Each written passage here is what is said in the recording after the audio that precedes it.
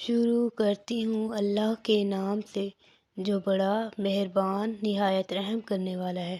السلام علیکم ورحمۃ اللہ وبرکاتہ۔ آج کا ہمارا ٹاپک ہے نبی کریم صلی اللہ علیہ وآلہ وسلم کی پیدائش پر شیطان کا رونا۔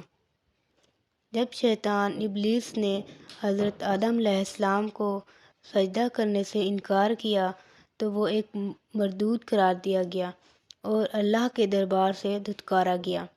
شیطان ابلیس نے اللہ تبارک و تعالیٰ سے یہ عہد لیا کہ تا قیامت نوح انسان کو راہ حق سے گمراہ کرتا رہے گا اور انسانیت کو خدا کی اطاعت سے نکال کر شرک میں مبتلا کر دے گا۔ اللہ تبارک و تعالیٰ نے ابن آدم کو گمراہی سے بچانے اور صراط مستقیم پر گامزن رہنے کے لیے ہر دور میں پیغمبروں اور نبیوں کو بھیج کر بنی آدم پر احسان کیا۔ ابلیس کو یہ خوف تھا کہ ان نبیوں پیغمبروں کی تعلیمات کہیں انسانوں کو اصلاح شریک معبود کے قریب نہ کر دے۔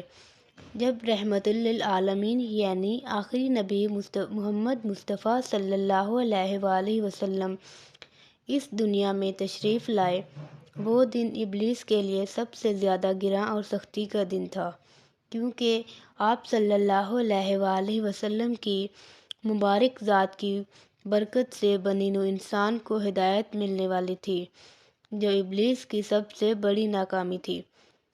علامہ ابن کثیر اپنی کتاب میں لکھتے ہیں کہ ابلیس 4 بار بلند آواز سے رویا۔ پہلی بار جب اللہ تعالیٰ نے اسے لعین ٹھہرا کر اس پر لعنت فرمائی۔ دوسری بار جب اسے آسمان سے زمین پر پھینکا گیا۔ تیسری بار جب نبی کریم صلی اللہ علیہ وآلہ وسلم کی ولادت ہوئی، اور چوتھی بار جب سورہ فاتحہ کا نزول ہوا۔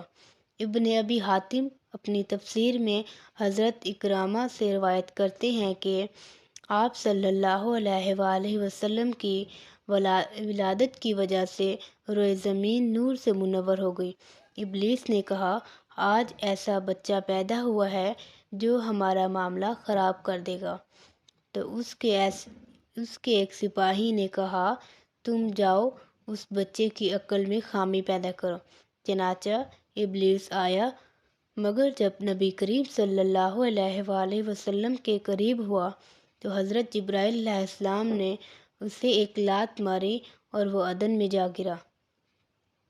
اس طرح ایک روایت میں حضرت ابن عباس رضی اللہ عنہ روایت کرتے ہیں کہ شیطانوں کو آسمان سے نہیں روکا جاتا تھا، وہ بلا روک ٹوک آتے جاتے تھے، لیکن جب حضرت عیسیٰ ابن مریم علیہ السلام کی ولادت ہوئی تو شیطانوں کو 3 آسمانوں میں آنے سے روک دیا گیا، لیکن جب رسول اللہ صلی اللہ علیہ وآلہ وسلم کی ولادت ہوئی تو شیطان پر تمام آسمانوں کے دروازے بند کر دیے گئے، انہیں آگ کے شعلے مارے جاتے تھے۔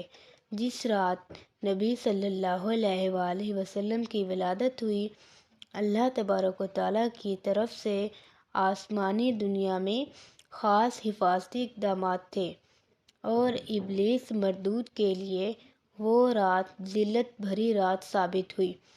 جب آپ صلی اللہ علیہ وآلہ وسلم کی پیدائش کا وقت آیا تو شیطان کو 70 زنجیریں پہنائی گئیں اور اسے بحر خضر میں سر کے بل لٹکا دیا گیا۔